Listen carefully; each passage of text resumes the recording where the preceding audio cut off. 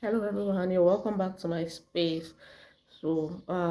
Today I'm presenting to you how I got this look. In all honesty, this is not what I was going for. I got the hair that looks like multi, the multi hair we have in Cameroon. It maintains its curls is harder than this. It always stays like this. So that's what I was going for. But then when I got this one, I realized it's kind of softer, but I think I kind of like it.